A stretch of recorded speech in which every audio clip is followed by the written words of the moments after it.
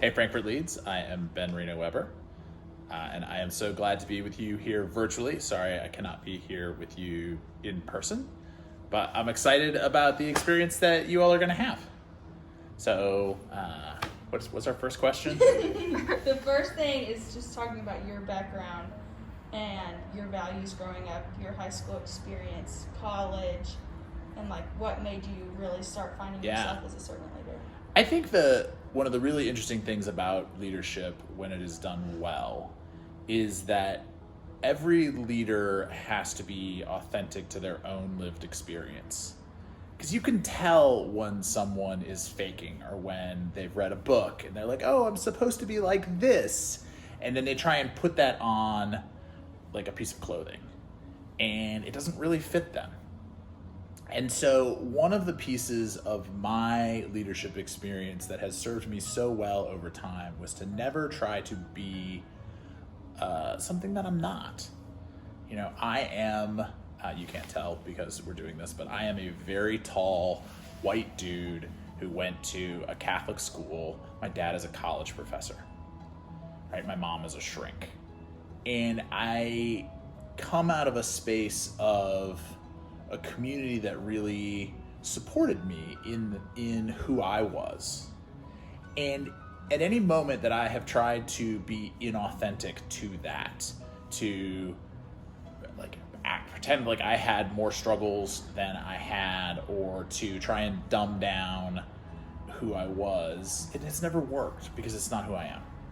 Now, I have seen incredible leaders who've come from very different spaces and can lean into those spaces. And I think that's, as you're thinking about your leadership journey, that's the first piece I'd really do encourage you to spend some time on. Like, who am I? What is real to me? Because my dad is a college professor, I saw him standing up in front of crowds on a regular basis.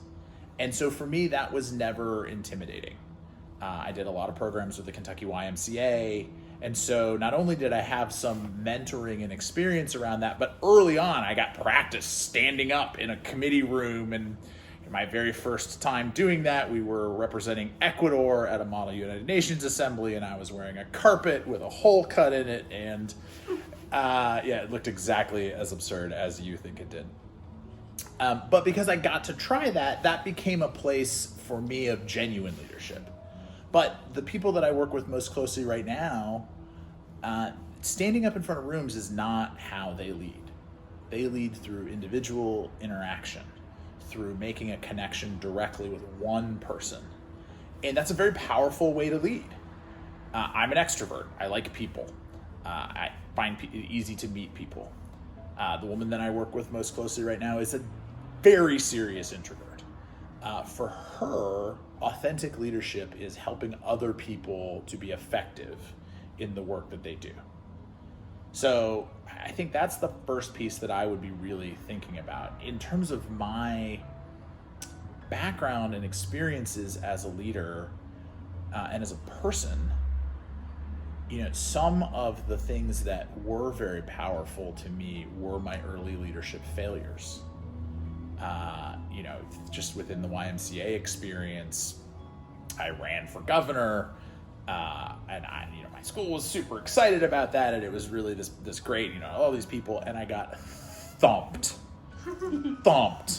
in the election, and that was really like I thought that I had this in the bag.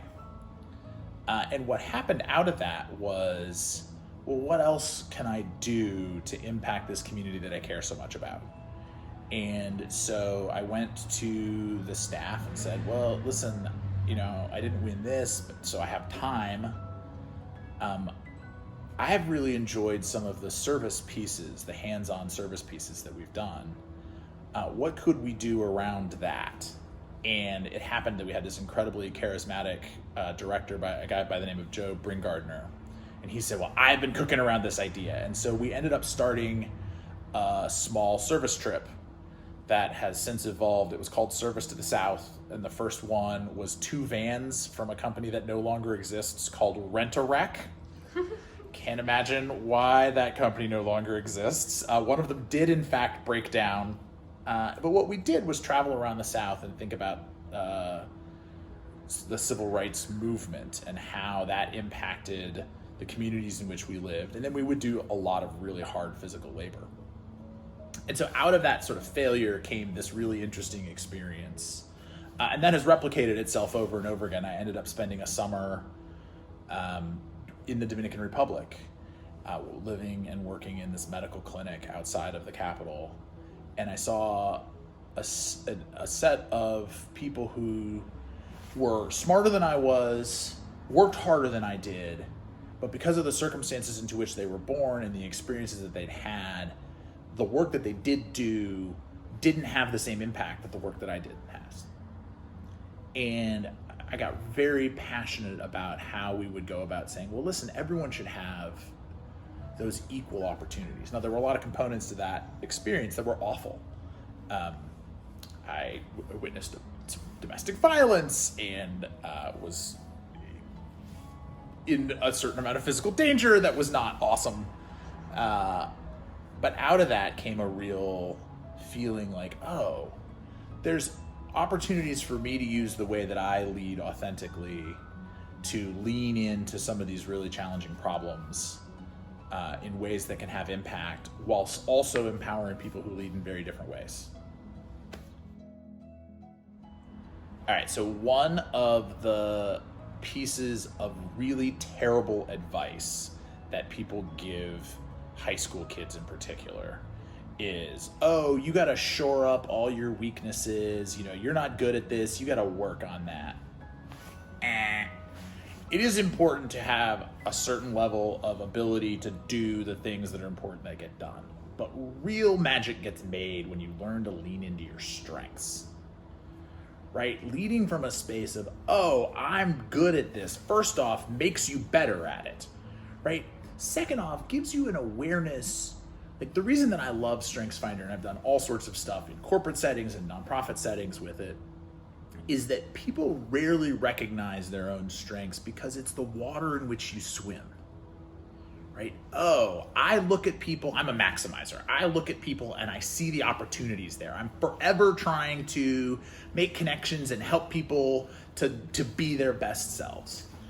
If I spent my time trying to be a detail-oriented project manager-y type, it would be frustrating for me because I'd be living in my weaknesses and I would never take advantage of the natural gifts that I have.